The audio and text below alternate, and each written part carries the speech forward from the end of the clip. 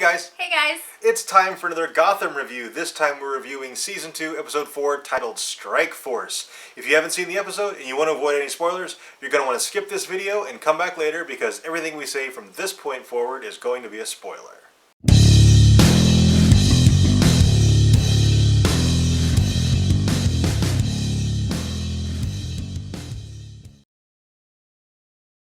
Okay, you may have noticed that I introduced this as a Gotham review. That is because we're not going to review Minority Report anymore. Fox has already reduced their order from 13 episodes to 10. It doesn't look good for the show to continue, and to be honest, we're not that excited about the show. No, not really. And we don't want to review something that we're not excited for, because that's not going to be a fun video to watch. No.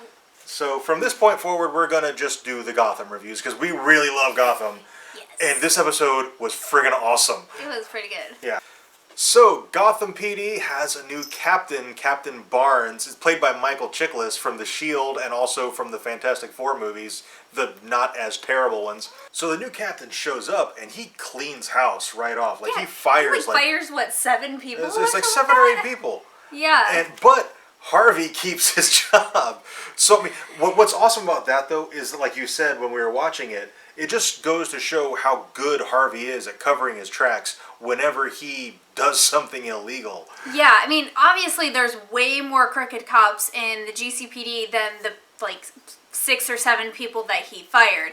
But he only has their files to work off of. Mm-hmm. He's never met any of them. He hasn't worked in GCPD. So, based on the files, all he can do is get rid of the ones who have been caught. Mm-hmm. And Harvey apparently has never ever been caught, which I'm glad because I like Harvey. I want him to stay around. Yeah. And I think he's kind of turned himself around. Yeah, I think he has redeemed himself. And maybe, the new captain, maybe he knows that, and that's why Harvey kept his job. I think it's because Harvey's so good he hasn't been caught. Probably, yeah. I mean, that's my thoughts. All right, let's talk about Theo Galavan. He has kidnapped the Penguin's mother in order to manipulate the Penguin into assassinating all the mayoral candidates aside from Theo. How big a mistake has he made by kidnapping the Penguin's mom? Yeah. I think he's screwed. Yeah, I think that is eventually going to bite him in the ass. But he is always 3 or 4 steps ahead of everybody. Because, at first it's like, okay, so he has the Penguin kill him, and I couldn't quite realize, he just broke out all these criminals. Why didn't he have them go after him? Nobody's associated them with him. But it's because he wants Penguin to take the fall for it. But I think it was a giant mistake using Penguin's mom. Because that's the one thing, Penguin is a highly intelligent man, and although he is ruled by his emotions a lot of the time, once he gets focused on something, like if he's focused on Theo's a dead man eventually. Yeah, and I think things are going to be bad for Penguin for a little while, but as soon as Penguin turns it around, it would not surprise me if Theo's end is by Penguin's hand. Absolutely. If you look at all of last season, Penguin was, kind of downtrodden, but he had his moments where he was manipulating people, and then he would get a setback, and then he'd get ahead, and then setback, and it kind of went that way. But eventually he does. He makes his way out on top. He came out on top. Everything he did works. King of Gotham. Yeah. So, this is going to end very badly for Theo. And this, Theo is very, very smart, and he's been manipulating everything behind the scenes. And it's kind of surprising that he didn't see this as a mistake. Yeah. Maybe he just thinks he's too good. I think he is so smart that he is arrogant. Yeah, and he's got an overinflated... His arrogance will be his undoing. Yeah. Okay, another thing Captain Barnes has done is to create a strike force, Unit Alpha, to combat all these new criminals in town. And they've been tasked with going after Penguin, but Unit Alpha is really cool because it's like the flip side. It's the antithesis to the Maniacs, and it reminds me a lot of the Untouchables from way back, the Al Capone days with Elliot Ness and his gang, with Gordon being the Elliot Ness in Gotham. And I think that's awesome. I really liked that they went to the academy and got new grads because he's seen how much... corruption there is in the GCPD, and what better way to fight that with this task force than to take fresh blood who have no prejudices and have not been corrupted yet. They're new, so I thought that was really cool. And they went through and they did their interviews, and they hired basically the squeakiest of the squeaky clean. Yeah. hired the Gordons. Yeah, basically. Okay, forever and ever and ever, we've been saying, please do something different with Edward Nygma, and they did. Yes. And it landed, like, stuck the landing in this episode. Yeah, and it actually, like, it works with them not doing something new. Like, stretching it out, it kind of worked really well. Yeah. His awkwardness that he just couldn't be himself, and then he's finally able to, and it worked so well. I don't know, like, it was frustrating as a viewer being like, oh my god, he's the same every single episode, but like this character, yeah. he basically hadn't evolved. Well, he was very stale until the very end of last season when he killed the guy who was abusing and taking advantage of Mrs. Kringle. But then this season, he's just kind of split personality, repetitive, just over and over again. And then finally, he kind of broke through, and he had this great moment, this great scene with Mrs. Kringle, and like finally we get something a little bit different with Nygma, and I'm looking forward to see what they do from here, because Mrs. Kringle, I think something's going on with her. I think maybe she's not all there either. Yeah, I've suspected that from the beginning. Like, she just doesn't seem as innocent as she is. I really like how he's got this.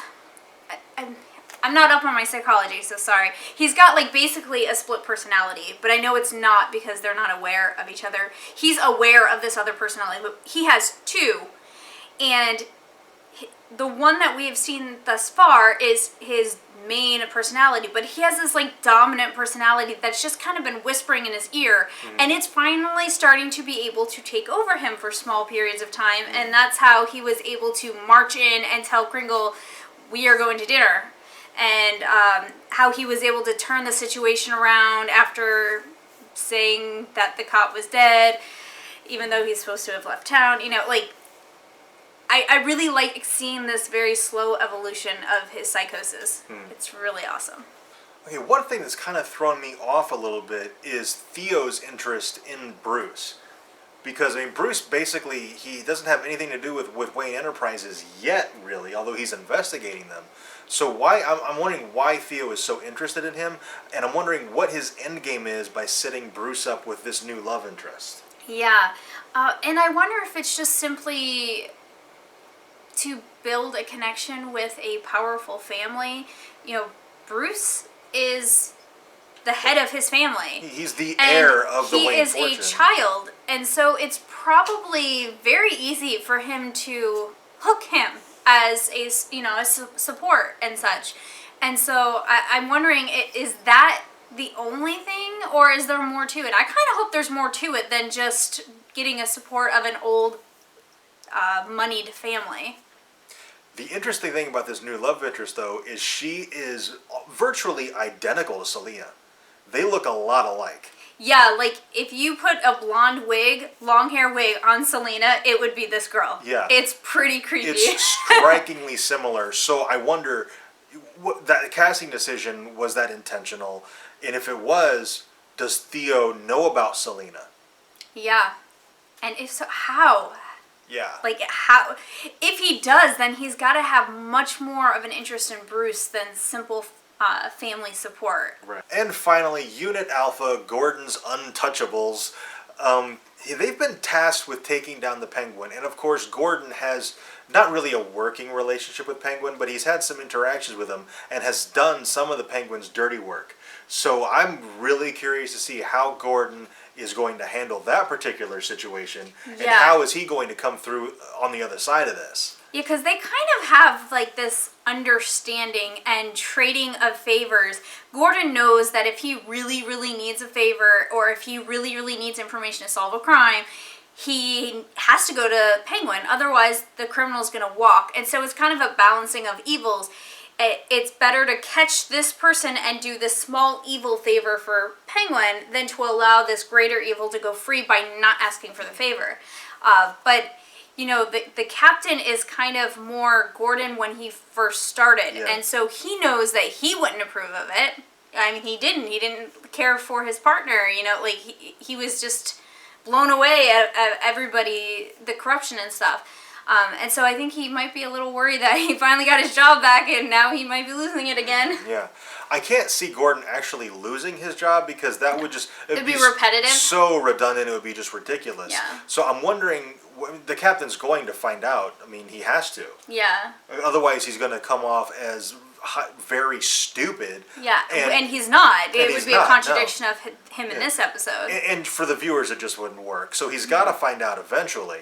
And Yeah, how is Gordon going to come out of it? Maybe it's far enough down the road that he finds out about it that he sees Gordon's point. Like, the city and the officials and the police department, everything is so corrupt that you have to be a little corrupt in order to bring it back into being not corrupt. You can't just go from very corrupt to not corrupt. It's not going to work. He's not going to get anything done.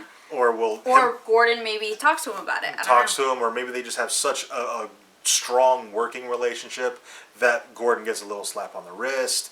Don't do that again. Shame on you, kind of a thing. I don't know. I'm excited to see how that works because just from a writing standpoint, I have no idea how I'd write my way out of this. It almost seems like they wrote themselves into a corner. I would write it as he has been corrupt the whole time and that this is all an act. That's what I would do. That's a good idea. see, I'm approaching it as this new captain is unimpeachable. Yeah, and I'm thinking he's already corrupt. He just needs it to be his form of corruption, not this other form, and so he's weeding out the competition. That's interesting. I like it.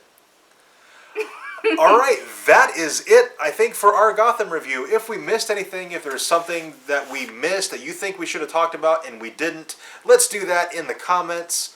Also, if you enjoyed this review, and we certainly hope you did, be sure to click that like button and subscribe for more reviews. And thank you very much for watching, and we'll see you next time.